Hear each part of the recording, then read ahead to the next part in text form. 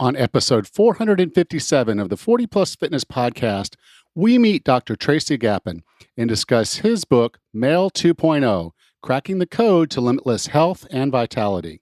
You can find the full show notes for this episode at 40plusfitnesspodcast.com/457. Have you decided you're ready to make a change? To reclaim your health and fitness? The 40 Plus Fitness Podcast is here for you. I'm your host, Alan Meisner. I'm an NSAM certified personal trainer with a specialization in corrective exercise and fitness nutrition. Let me be your coach as you find your way on your health and fitness journey. All right, let's go. Are you struggling to get results from your exercise and diet? Spinning your wheels? Or maybe you just really don't know where to start, but you want to start. The pandemic has made it clear we can't afford to not do something to improve our health. In fact, a recent study showed that obese people spend over $1,400 more per year on medical care and prescriptions. I'm here to help. I've helped hundreds of people over 40 lose weight and get more fit with 40 Plus Fitness online personal training. And now it's your turn. When you're over 40, you need to train smart and eat smart if you want to shed the weight and get stronger. Through the monthly group coaching call, the monthly one-on-one coaching call, and the 40 Plus Fitness app, I'll guide you step by step so you get results fast and learn how to keep it off. I'm so confident in 40 Plus Fitness online personal training that I offer a 40-day money-back guarantee. You won't find another personal trainer or wellness coach that does that. I take all the risks because I know I can help you.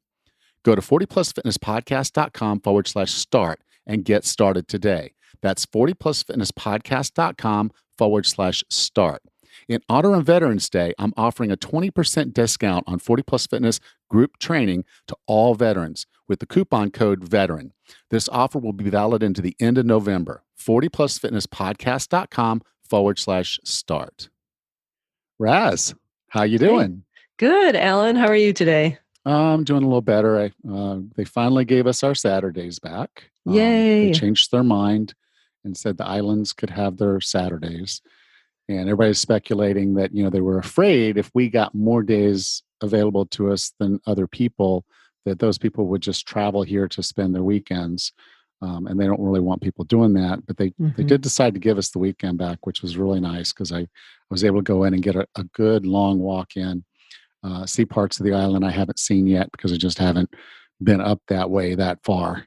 But I found my limit. I found my spot. I'm not going to be able to probably go much further than that because 4 hours and 5 minutes on your feet is it's a lot. That's a long day. Yeah, for sure. Yeah. So, but I enjoyed it. I enjoyed Good. getting out and got a lot of sunshine and a beautiful day in the jungle and the cows.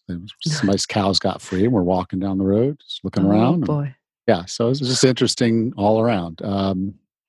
So what have you been up to?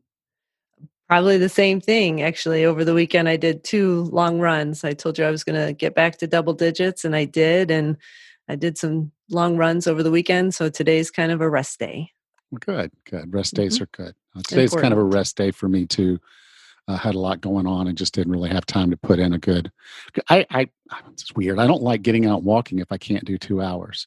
I understand that. I do understand that. If I can't get to a part of the island that's just gorgeous, then it's like, it's just not as much. It's not as much fun. So, and it doesn't. It's not that it takes me 2 hours. It's just once I get to about the 45-minute part, 45 to 50 minutes, that's when I start hitting the prettier beaches. And so, it's at that point I don't really want to turn around.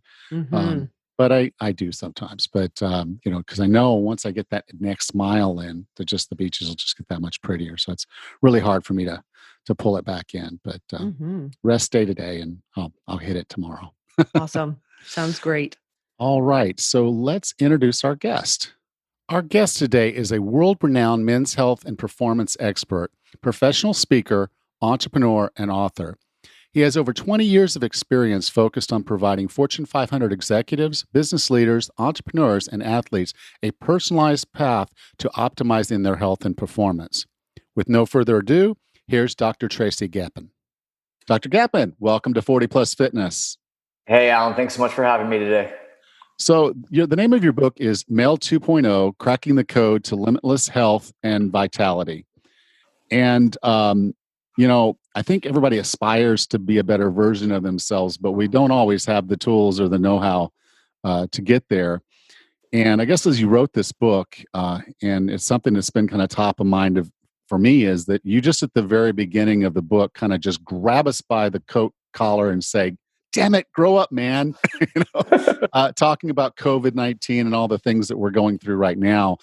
Now more than ever, men have to start paying attention to their health. Sure, sure. Yeah, I use the term male 2.0 as really a contrast to what men have done up until now, and that is male 1.0. And you and I spoke briefly before we started about how men don't typically go to the doctor until there's something wrong, or their wife is nagging them, or there's an acute problem like they have a disease, a kidney stone, a cancer, something, or more commonly when they start to have some issues with their sexual function, sexual health concerns. And so what Male 2.0 is all about is really shifting the mindset of men to focus on proactively optimizing their health before disease sets in. And we could talk about how we do that in a moment. But the key is to understand that guys need to take control, take charge, own their health, and do something about it in a proactive way before it's too late. And that's what Male 1.0 is waiting until disease sets in. Male 2.0 is being proactive and taking charge. Yeah, because our current healthcare system is designed for sick care. It's not really designed for healthcare. But that's one of the cool things that I've noticed that's changed in the probably about the last 10 years is there's a higher emphasis on well care. There's more opportunities than ever for a man to go in and talk to a doctor and start doing protocols that are going to get them healthier. Sure, exactly, and we can call that preventive medicine. We can call it functional medicine. We can call it personalized precision medicine, but it's really about optimizing yourself and optimizing your whole human system. Men think that all they need is testosterone because that's what's kind of drilled into your head from all these T clinics that are on every corner now. And the key is to understand that if we're going to optimize our health and have amazing energy and feel confident in how we look and feel, you have to go well beyond testosterone and focus on, stress, which is a big issue right now with COVID, especially sleep, quality of sleep. Almost every man I see has struggles with poor quality and or quantity of sleep. Nutrition, what should you eat and when should you be eating it? Looking at our detox and our body's ability to clear toxins, our environment, our fitness, our mindset is a big part as well. You and I spoke briefly before about, limiting beliefs. And so it's putting all these pieces together into what we call a systems-based approach, or call it a comprehensive approach, or it's really looking at the whole human system as a complex network of different parts. And you have to focus on all of it or else you're wasting your time. Yeah, I think that's unfortunately the approach I think a lot of us will take. We'll go out there and say, okay, well, I need to exercise. So we go out and we get some shoes on and we get out and we start doing the jogging, and we just don't see the change. The knees hurt, the ankles hurt. I'm all hot and sweaty now. I take a shower and I can feel good about that. But I didn't really change my health significantly. And so it almost seems a little too hard. And then, I was you had it in a book, and I actually saw it on one of the YouTube channels that you had a speech on, that you were just talking about how low T has just become this epidemic thing that men are dealing with. So, obviously, if they know that that's probably the problem, fatigue, you're lethargic, you don't have any energy, things aren't working the way they're supposed to be working. Yeah. You're not sleeping, you're not gaining muscle, you're losing muscle, you're putting on body fat. All those things we know that testosterone helps us not have a problem. I was just shocked when you can say that, free testosterone, a male now at a given age has 45% less free testosterone than we did 15 years ago. That's crazy. We're becoming women. Yeah, you're exactly right. And we could talk about, the causes of it, but make no mistake about it, that testosterone levels in men are plummeting. Free testosterone, which is the bioavailable form of it, is even worse. And that's causing all the I shouldn't say necessarily causing, it's a big part of all the health issues that men are experiencing now. And the mistake is what you just mentioned, is to think that, well, if I just go get a testosterone shot, that solves the problem. And I can't tell you how many men, Alan, I see on a daily basis who come in and they're getting testosterone shots from the place down the street. The $45 every 2 weeks gives them a shot, and they still feel like crap. And I'll be like, well, what are you doing for your sleep and your stress? And do you know what you should be eating based on your genetics? And well, the answer is no, no, no, and no. And so it's understanding that as massive a problem as low testosterone has become, if you don't address the underlying causes of it and the other co-founding variables as well, then you're not going to get the success that you're looking for. Yeah. And that kind of leads me to, you had the four components of Male 2.0. Could you kind of go through those? Because I think it's really important to understand that this is like we've been talking about. It's not just one thing. It's there's not a magic pill or a magic shot that's going to solve Right. this problem for us. Yes. But there's a holistic approach that we really have to consider. Exactly. Yeah. So over the last 20 years, really, I have formulated this process that I use that I've now coined the Male Method as my approach to help men focus on the key pieces of optimization that they need. And so M is mindset, A is aging, L is lifestyle, and E is environment. So M, looking at mindset, I focus, first and foremost on your why. Your why is what drives you, what gets you up in the morning, what keeps you up at night, what is your motivation? You're never going to turn things around and get optimized because your wife is nagging you, because just because you want to lose 10 pounds just for the hell of it.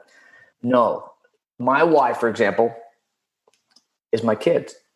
Those beautiful little kids of mine are my everything. And everything I do is to create a better life for them. And that drives me every day more than anything else, more than any other superficial details. So the key is with mindset, focus on your why. What is your why? And don't ever lose sight of that. Don't ever let that go. Number two is, eliminating limiting beliefs. We talk a lot about how guys think that they can't change, that they're too old to change, or they'll never lose weight, or they'll never have the energy they have when they're a 20-year-old. Those are all just lame limiting beliefs that we need to overcome. On mindset, I also focus on stress mitigation, understanding stress and accepting stress and being able to put it in its place, put it aside and move on with your life and not let it affect you at a physiologic basis. So I focus on mindset techniques, breathing techniques, mindfulness practices like meditation to help with mindset. A is age, addressing the etiologies of aging. This is where I really focus on hormones. Testosterone is just one piece of the whole picture. You have to look at thyroid and cortisol and estrogen and DHEA and melatonin. And, the list goes on. There's about 8 or 9 different hormones that I focus on. And all those are associated with the root cause of aging. We look at glucose regulation. We know that long-term blood sugar regulation, insulin sensitivity is the medical term for it, has been correlated with obesity and mortality as well. So regulating those sorts of things. L, lifestyle. This is where we focus on the basics of nutrition and fitness and sleep.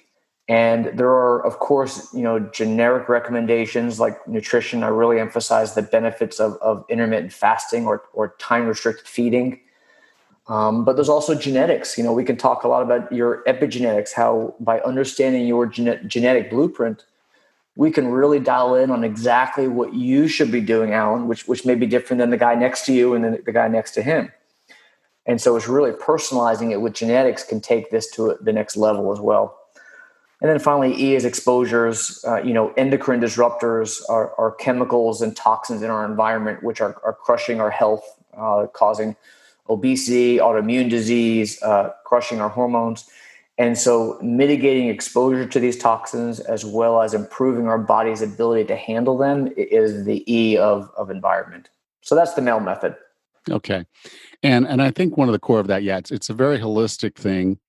And one of the areas I want to dive into is the limiting beliefs, because I think many of us will sit there and we'll say, well, my father was obese, and then he had a heart attack when he was 57. My mother was obese, and then this happened, which is not actually true. I'm just saying in someone's Sure. head. Mhm. But we feel like we're on a track. We're on a train track, and we're Yeah. going at the same speed that our parents went, and we're going to the same destination. And while it is true, we're going to the same destination eventually. If we believe we're going there faster, we are. Mhm. I think it was it Ford that said, whether you believe you can or you can't, you're right. Exactly. Can you talk about these limiting beliefs and some things that we can do as a practice to kind of get past them? Absolutely. Yeah. So limiting beliefs are exactly what you said. They are ingrained beliefs that really form the basis of your behavior and your emotions. And these beliefs are wrong. So one of them, you brought up the concept of genetics and how if my parents die young from heart disease, or if my mom had breast cancer, that means I'm going to get it as well, and I'm destined to die early. And from that perspective, that's just epigenetics, where we know that your genes are not your destiny. And we now understand the concept of epigenetics, which means that our actions, our lifestyle, our behaviors, and what we do, how we eat, how we move, even how we breathe and how we think, it's amazing, affects the expression of our genes. And so, people talk about the BRCA1 gene, for example. Did you know that lifestyle has a massive impact on whether that BRCA gene is going to cause a woman to have breast cancer or not? It's not just the gene alone. You need the lifestyle and the environmental factors as well. And so it's understanding that that's a limiting belief, that just because your parents were ill or died early, that you will as well. But a lot of it also is really just psychological. We in general tend to think negatively, think the worst, have limiting thoughts of our capabilities and what we're able to achieve.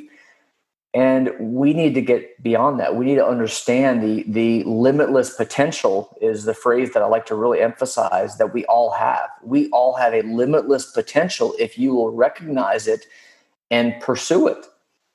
And I can show you men who are in their 80s who are incredibly healthy, who decades ago were on death's door, and they made a decision. They made it's called living with intention, I call it, where you live with specific intention, laser focus on your goals, and you don't ever lose sight of that. And so a lot of that is psychological, understanding that these negative thoughts are nothing more than negative thoughts, and that you can overcome that. It comes down to the power of positivity and living with intention. And again, what's the underlying foundation for all that? What is your why? Yes. Yeah. When I got into all this, I was on the wrong path, and my why was that I was not going to be a part of my daughter's life as long as I needed to be. I want to be around to help her, and I know she was getting into things that reminded me of who I was when I was her age. She was doing the CrossFit and the obstacle course races, and I was like, I really want to go there with her. I want to be a part of that. She wanted me to go watch, and I'm like, no, I'm not going to be a spectator in your life. I'm going to be a participant. Mm-hmm. And that was the spark I needed to get in the gym, to start moving more, to start learning how to eat, to start working on my sleep and my stress, and build the body that could do a Tough Mudder with my daughter, who was 25 years younger than me. And the other thing was, I didn't want her dragging me behind her or slowing down. I wanted to be there with her the whole way. And the joy of that was the reward. There's not a food reward or anything I threw at myself afterwards saying, oh, well, now I can go off of this. It was this, I just got the best gift of finishing this Tough Mudder with my daughter. And when you have that kind of passion behind what you're doing, like you said, you can overcome anything.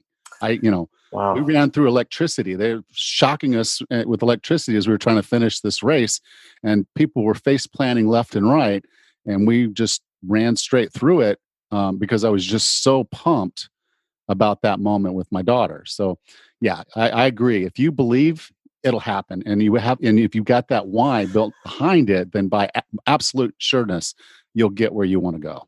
Yeah, what a great story. That's a perfect example, Alan. I love that, of how that drives you to achieve something that you would never ever achieve if you're doing it just for the sake of doing it, or because someone's telling you to do it, or something that doesn't have emotion behind it. I see guys every day who say, yeah, I want to lose 10 or 15 pounds. Well, why? Well, yeah, I just want to have a smaller waist size, or I want to have smaller. No, bullshit. That's not why. The why is the emotional driving force behind it. For you, it's that amazing experience with your daughter that you can't put a price on that. That's incredible. Yeah. For me, it's my kids. Same thing. For a lot of guys, it's to actually feel loved by their partner.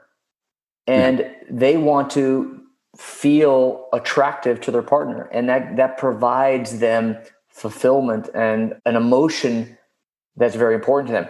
That's what's going to drive them. It's not, hey, I want to lose 10 pounds. It's the emotional underpinning that we need to focus on. Yes. And, one of the interesting things, I just had Amanda Thebe on last week, and we were talking about menopause. And one of the things that she brought up was that when a woman's estrogen starts going out of whack when perimenopause, then the oxytocin goes down. And that's the love and bonding. And so in many cases, we're getting to this midlife point. Our testosterone is crap. Their estrogen is crap.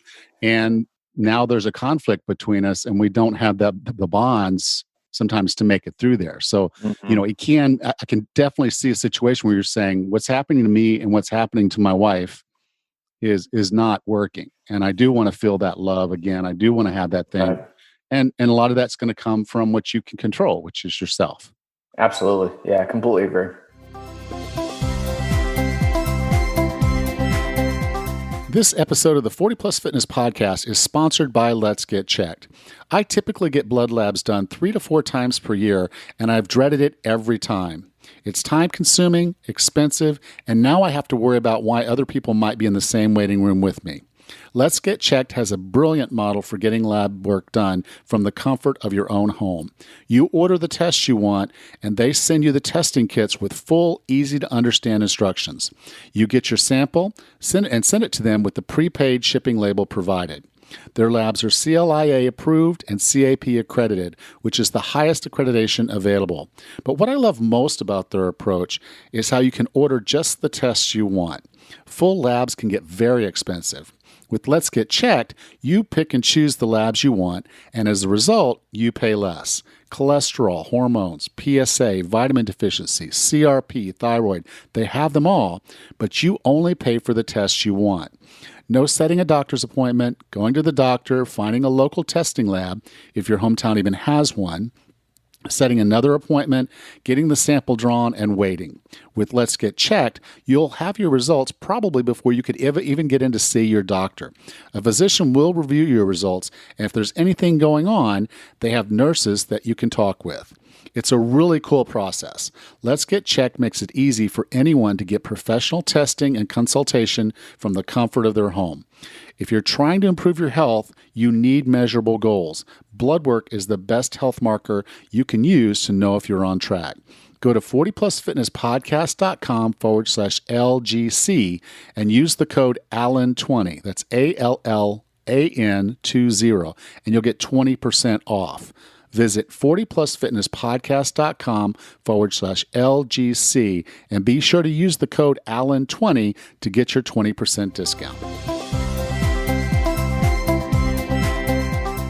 Now, we talked about endocrine disruptors, and I've gotten into this before. I remember at work, there was a guy who would come in every day, and he would have a little plastic container with his lunch, and he would put it in the microwave, and he would microwave his lunch. And I wanted to say something, but I just didn't feel like it was my place there to say something to this guy. And so I started trying to avoid BPA. I started saying, I'm not gonna get bisphenol A. I'm not gonna use that. And then now I'm reading when they switch to bisphenol S, we don't know if that's any better or any worse. It's just Right. it's different. So it's easy they can say it's a BPA thing, and then there's phthalates and astrazine and birth Yeah. control and phytoestrogen and then your whole talk about cows and the myriad of reasons why cow's milk could be a problem or is a problem.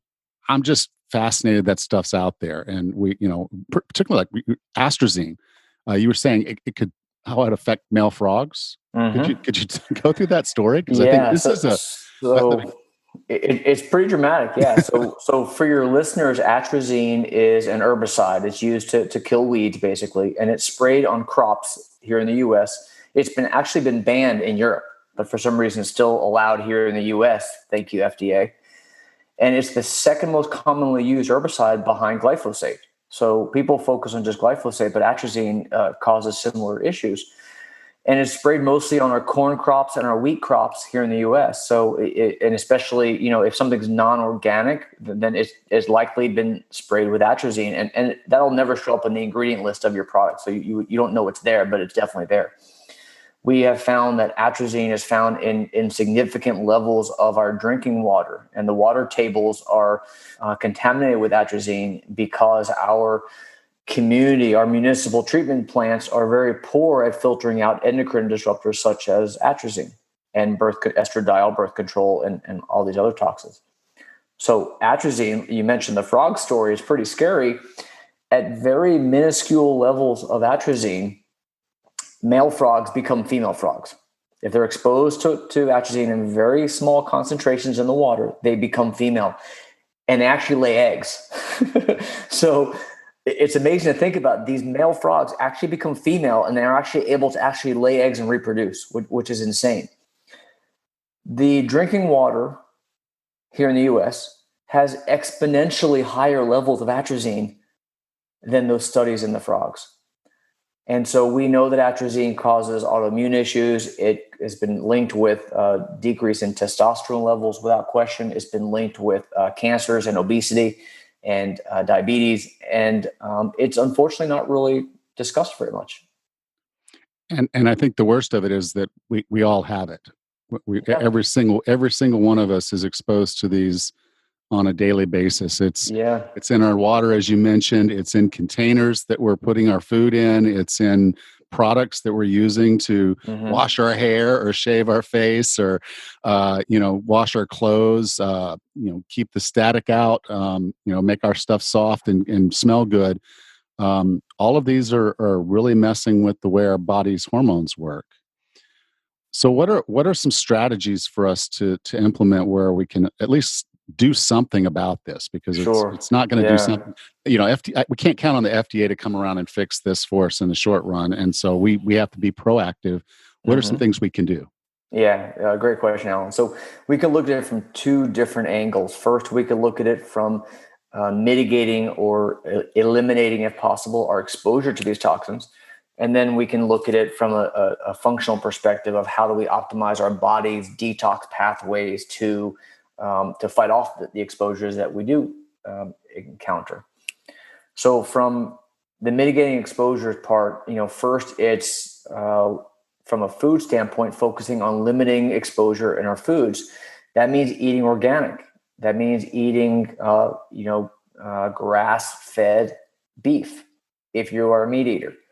That means focusing on almond milk, cashew milk, nut milks rather than cow milk, because we know all cow milk, you mentioned it, cow milk, these cows are eating the crops, okay, normal milk on the shelf. These cows are eating the crops that are laden with atrazine and phytoestrogens and other chemicals. The cows are given steroid hormones themselves. And then the milk, once harvested, is stored in plastic-lined containers. And the plastic is getting leached into the milk, the phthalates and the BPA. And it's this soup, if you will, of endocrine disruption in that milk. So limiting exposure in your foods by focusing on organic, fresh fruits and vegetables, grass-fed animal meat. Looking at drinking water, one of the biggest culprits is plastic water bottles. And so I focus on, right here, I know your listeners can't see, but I'm holding a stainless steel water bottle so that every time I drink water, I have this with me and I drink from this rather than ever using a plastic water bottle. Another big one is coffee. I'm a coffee addict, like a lot of people, and K cups, plastic, when it gets hot, releases these chemicals into your food and drink. So I would avoid K cups, for example. I would avoid storing your foods in any plastic containers, especially the story you mentioned of heating up food in the microwave in any kind of plastic container as well. It tends to be more when these plastics are hot, when they tend to leach the chemicals. And then you mentioned personal care products like shampoo and soap and laundry detergent and sunscreen and deodorant.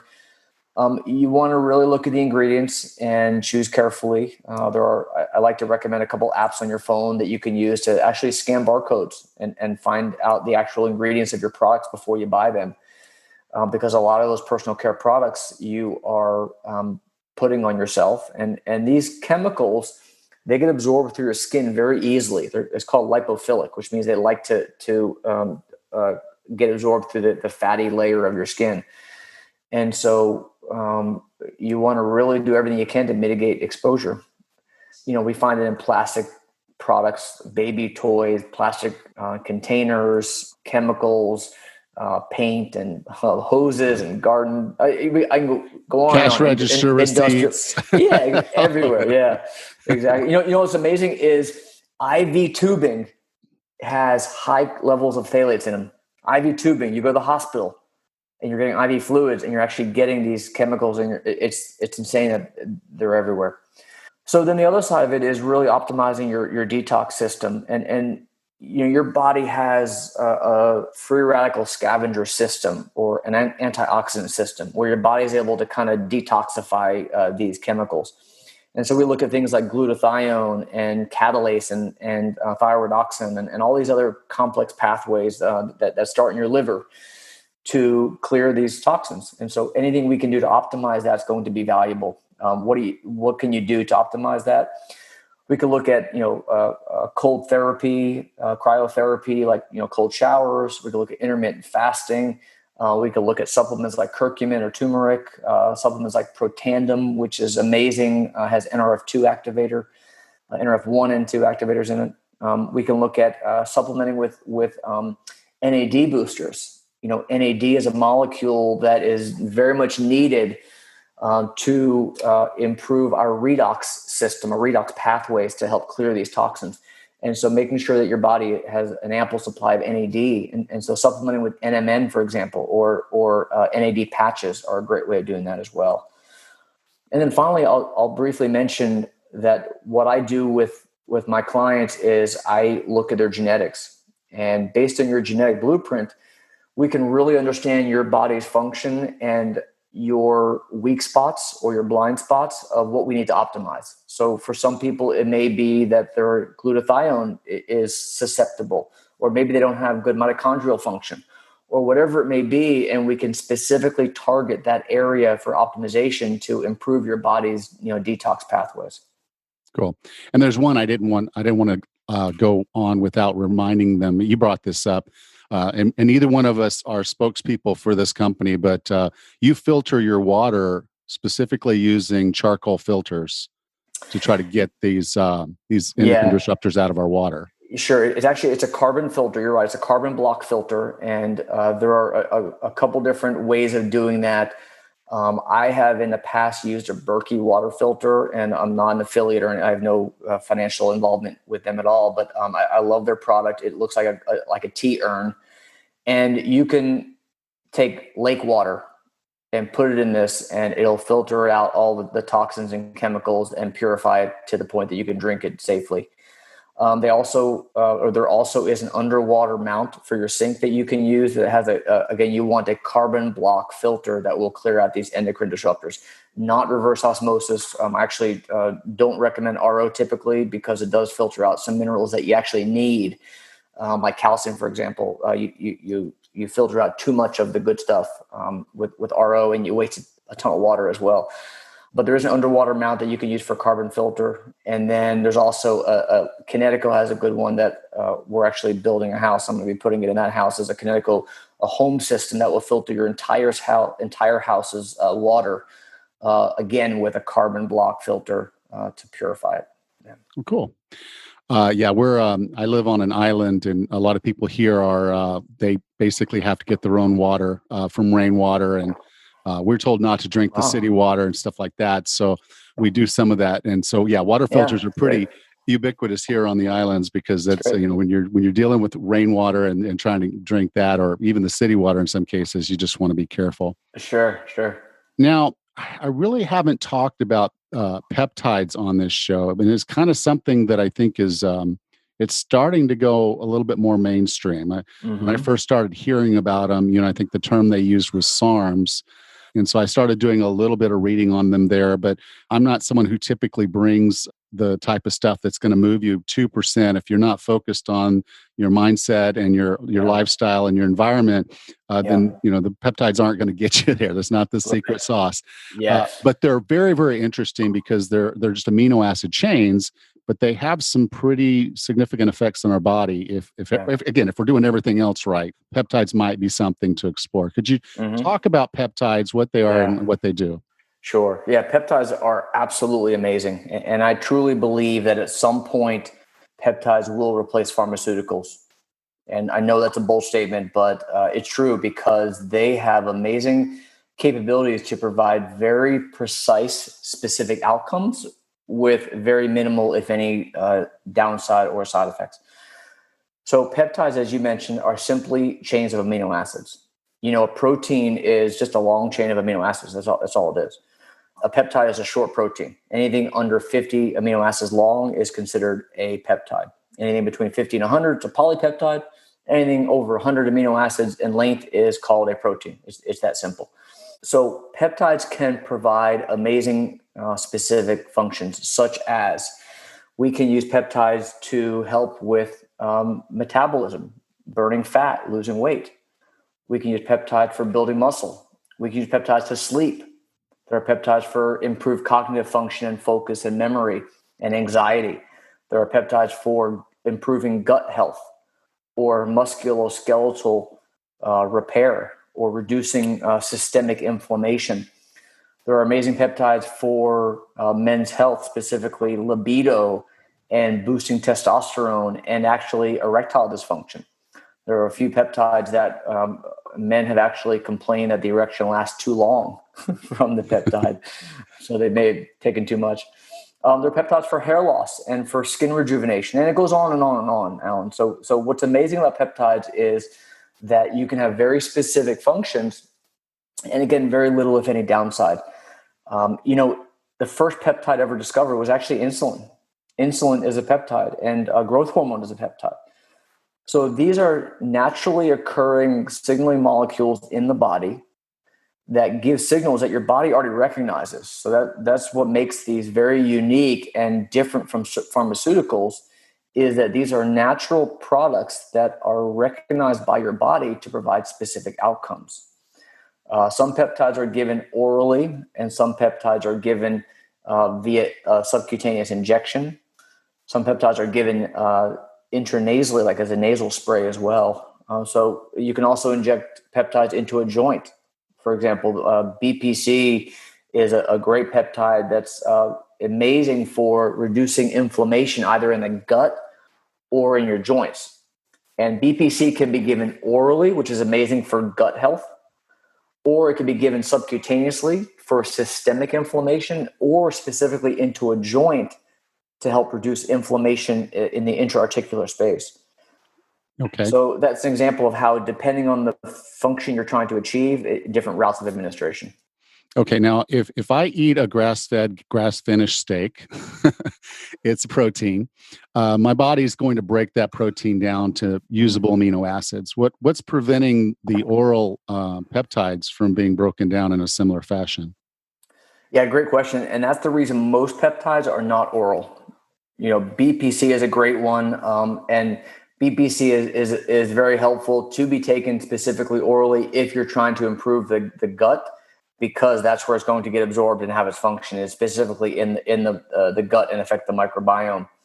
I've had guys who have come in with significant reflux symptoms, irritable bowel symptoms, and chronic gastrointestinal bloating and pain.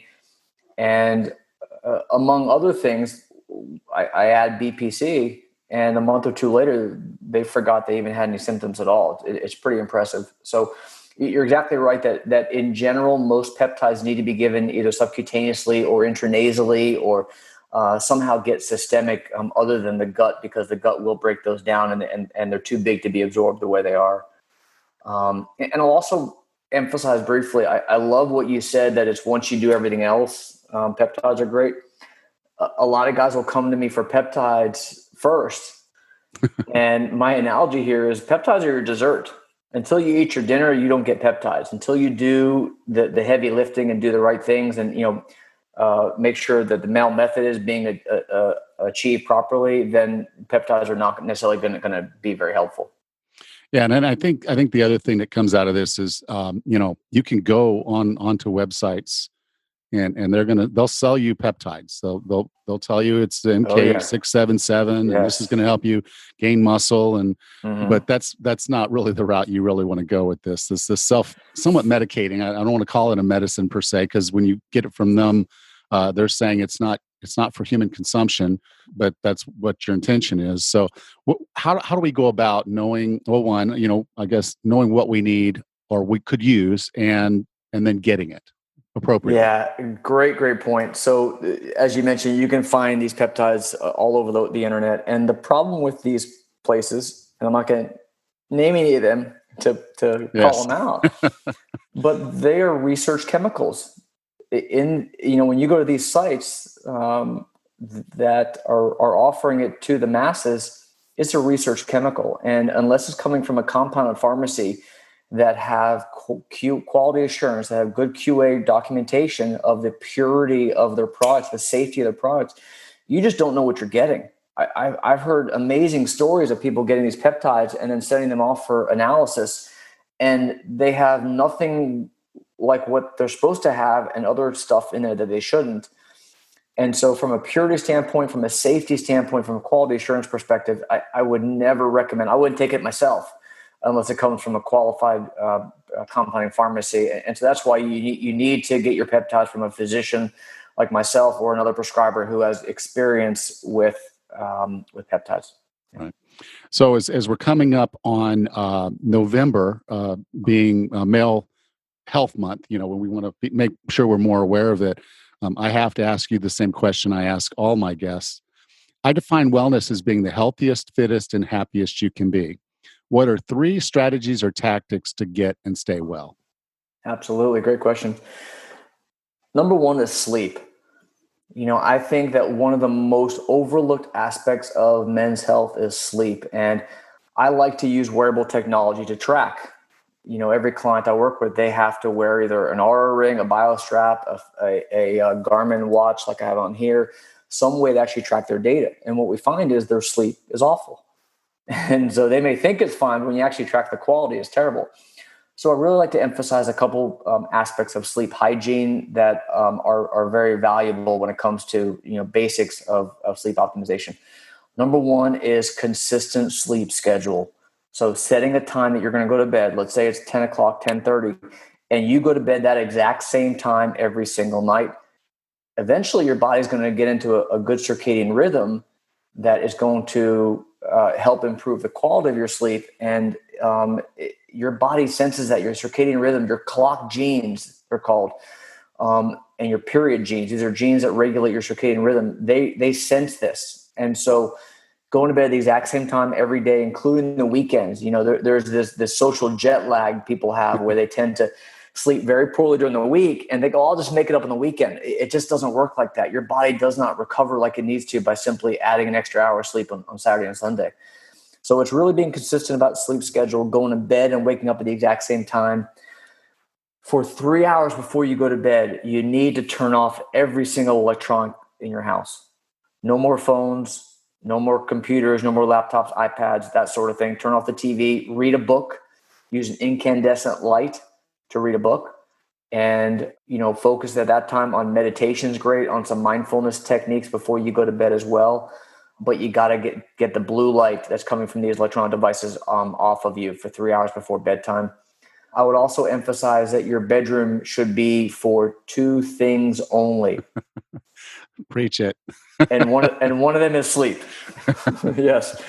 A lot of guys will I hear the story all the time. A guy will, I just lay in my bed and work on my laptop for a couple hours before bedtime. Like, worst thing you could do is when you go in bed, it's only for two things.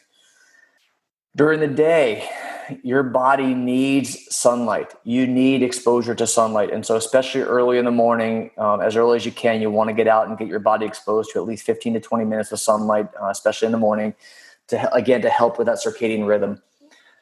We can also look at things like keeping your bedroom completely dark, keeping it cool, comfortable bedding. Get rid of any EMF electronics in your bedroom, such as Wi-Fi, cell phones. There are some advocates for actually turning off the circuit breaker for your bedroom because your outlets are actually releasing EMF, even if nothing is plugged into them. And then the last piece that a lot of people may not have heard about is your diet. So what you're eating at dinner can often have a profound effect on your sleep.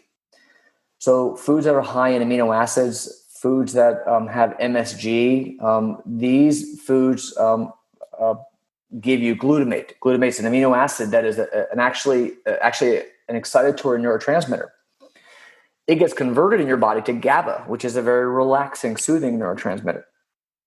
For some people, they can't make that conversion very easily. They have a variant in one of their genes that code for the ability to turn off glutamate. And so for a lot of men, what you're eating at dinner time may actually be affecting the quality of your sleep and the disruption of your sleep. So I recommend that you really try to limit high protein foods, MSG, even grains that may have glutamate in them for 4 to 5 hours before bedtime as well. Cool. Well, thank you for that. Dr. Gapin, if someone wanted to learn more about you, learn more about your book, Male 2.0, where would you like for me to send them? Oh, thanks. Yeah, they can check out my website. It's drtracygapin.com, and that's drtracygapin.com. And I will offer to your listeners a free copy of my book called Male 2.0, and they could check that out on my website at drtracygapin.com/limitless. And again, free copy, just help with the shipping. Otherwise, the book is free. Awesome. Thank you so much for being a part of 40 Plus Fitness. Hey, I enjoyed being with you here, Alan. Thanks so much.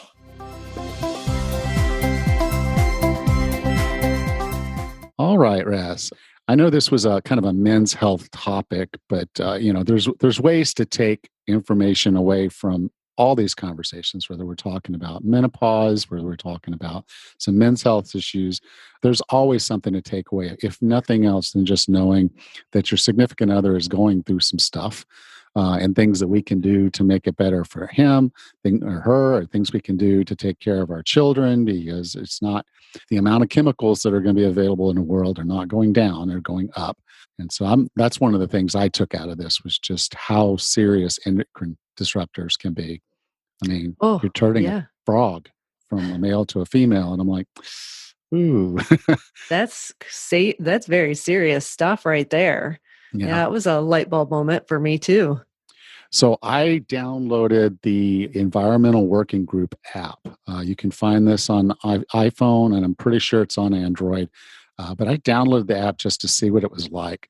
And it's actually really, really cool. You just take a picture of the barcode, so it opens up like your camera. So it's going to ask to use your camera. And then you just put the barcode in that little square. And as soon as it reads what it is off that barcode, it tells you everything that's in it. And, you basically can see. And so my wife bought this body wash. She likes the smell of it. It's supposed to have pheromones. I don't know that it's making a difference, but she does like it. So that's that. And it scored in the middle. And I was like, okay.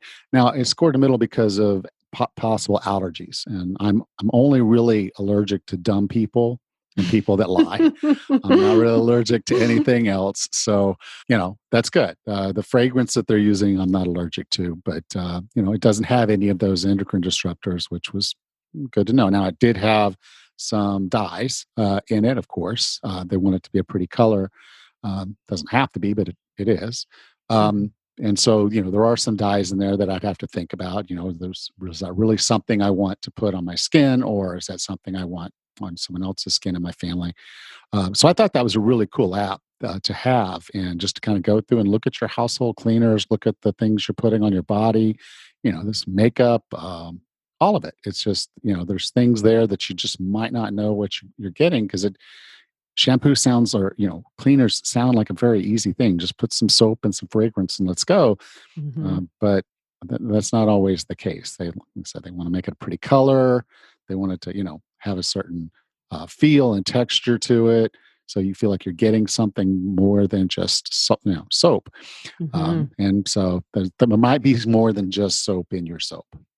That's so true. And we don't know about what these chemicals, many of these newer chemicals or compounds do in the long term either. So it's helpful just to get a little heads up to see what's in things. Just like with the food we eat every day, you just may not know what chemicals are in all of those detergents and soaps and cleaning products. So it sounds like a really neat app.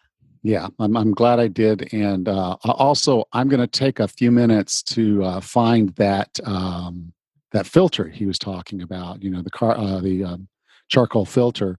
It does look like a coffee maker. One of the that you have in an office space. Hmm. If you've ever seen an office space type of coffee deal where it makes large things of coffee.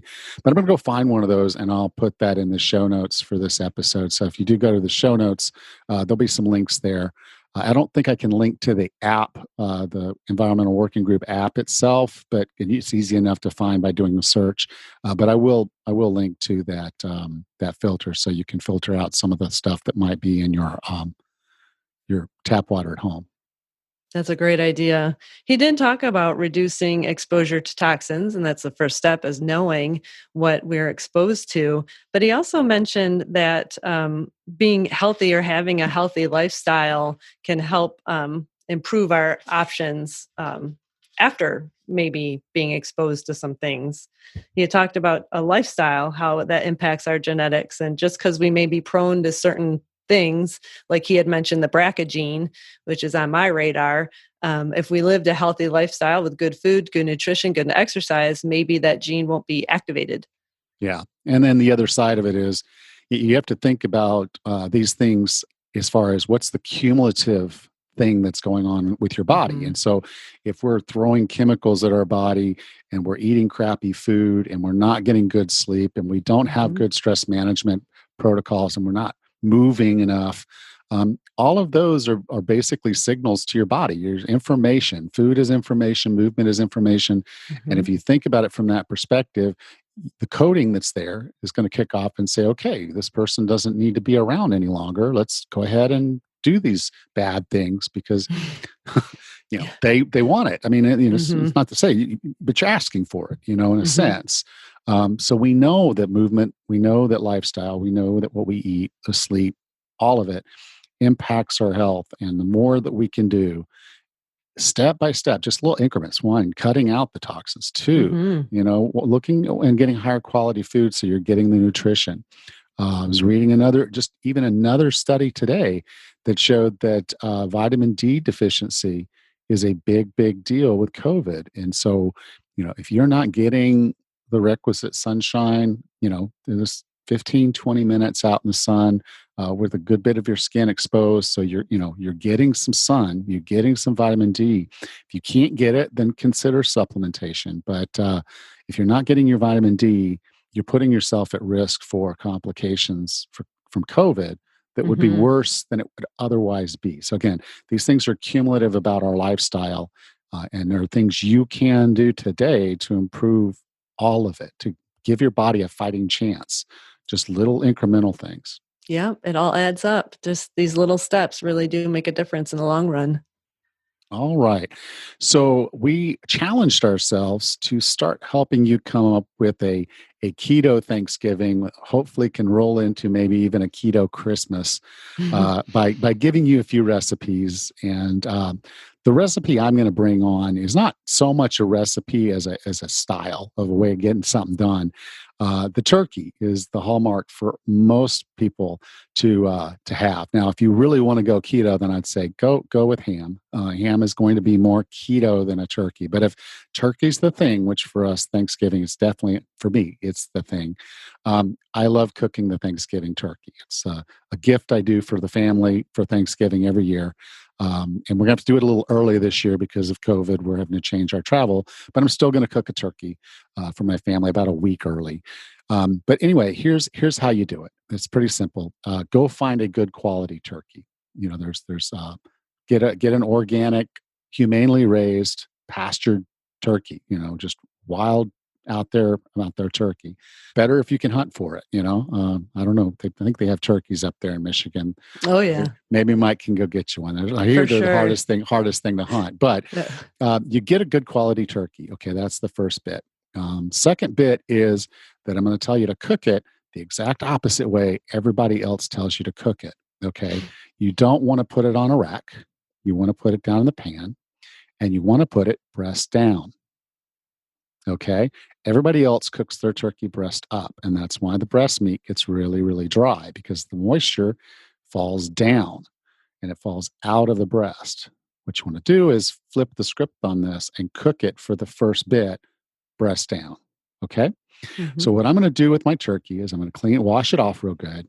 I'll pull the giblets out. I'm just going to lay them down in the pan. Okay. Those are a treat for me about 3 hours from now. Okay. I'm going to preheat the oven to 325. So the oven's warming up.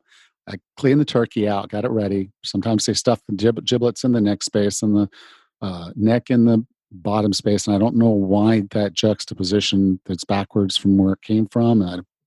Maybe if someone knows why they do giblets the way they do, message me. Let me know how that happens. But anyway, you clean out all that stuff. And then I'm basically going to take a complete stick of butter and I'm going to put it in the cavity. I'm going to take a cup of chicken broth. I'm going to put that in the cavity. I'm going to dice up some celery. I'm going to dice up some mushrooms, and I'm going to dice up some onions, and I'm going to put that all in the cavity. Okay. Hmm. Close the legs up. They usually don't have some kind of little strap. If they don't, just use some string and tie the legs back together at the bottom so that it kind of stays closed. Oh, I forgot one thing. Oh, I forgot almost the most important thing. There's two things. Okay. I guess I forgot. One is a beer, a dark beer. So get yourself a dark beer. If you can find a dark beer and you pour that in there along with everything else. And then you want to put some spice in there. And what I usually use is I use Tony Chachere's. It's a Cajun spice. You can usually find it just about anywhere. I've never had trouble finding it. If you can't find that, just get a Cajun spice, and you want to put a good bit of Cajun spice in the center.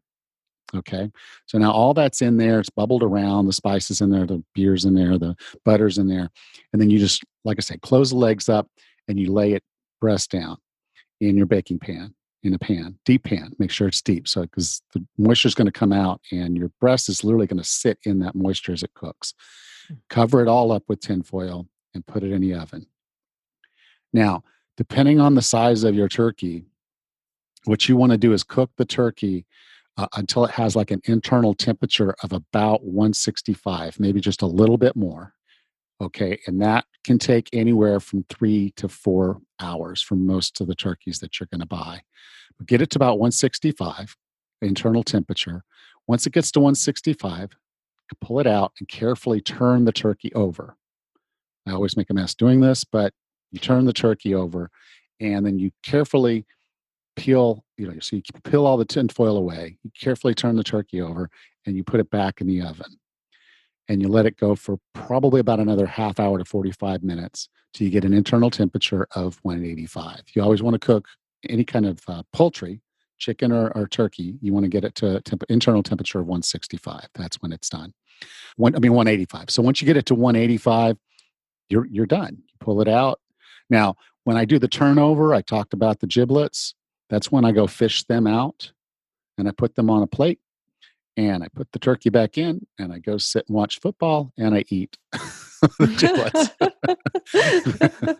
Nice. That Nobody sounds else awesome. nobody else wants them. I love them. No. So I sit there and just eat them, and everybody's like, "What are you eating?" I'm like, "Turkey." Like, "You started the turkey." I'm like, "Yeah, but not the kind of turkey you wanted, but the kind I wanted." And so that's my little treat to myself when I'm cooking the turkey, is to have the giblets, while I'm watching it and waiting for that last, half hour to 45 minutes for the turkey to come out. And so that's it. What you've done with the drippings and all that, you can use it in something else, a gravy or something. But it basically, because the turkey cooked almost all the way through with the breast down in that moisture, it retains the moisture, and you'll have a very juicy breast meat bird. And it was butter and other stuff that was drifting down through there, so it just adds a little bit more fat, not a lot, because you only put one stick for the whole turkey, but there's just a little bit more fat there than you would have otherwise had. So That that's sounds that's the turkey. that sounds delicious. That sounds awesome. And it because you cooked it breast down, it might not be as pretty as Martha Stewart, but it's still going to have that golden brown. It's still going to look nice enough, and to me, it's the taste. You're going to slice it and eat it anyway. So that's my recipe for Thanksgiving: how to make your turkey a little bit more ketofied. Oh, that sounds so good. Well, you can't have turkey without mashed potatoes. Am I right? Yes. Except for if you're keto, potatoes are not part of your day to day or normal diet. So I have a creamy mash cauliflower recipe that I got from the Keto Connect. Matt and Mega are great cooks, and I have tried this recipe several times, and I've modified it to different tastes. But yes, you can turn cauliflower into basically a replacement for mashed potatoes. You just boil the cauliflower to get them soft, you drain them, you put them in a food processor, and you process them until you get them to the creamier consistency that you like. And then the Keto Connect recipe suggests adding heavy whipping cream, butter, garlic, rosemary, Parmesan cheese, and salt and pepper to taste to the recipe. But the great thing about potatoes or mashed potatoes is that you could do it however you want. So if you want more garlic, add that. If you want more butter, I've made mashed potatoes with cauliflower with Parmesan and garlic, which is wonderful. But I've also used cheddar cheese and bacon bits to make it a little bit more like a baked potato kind of a meal.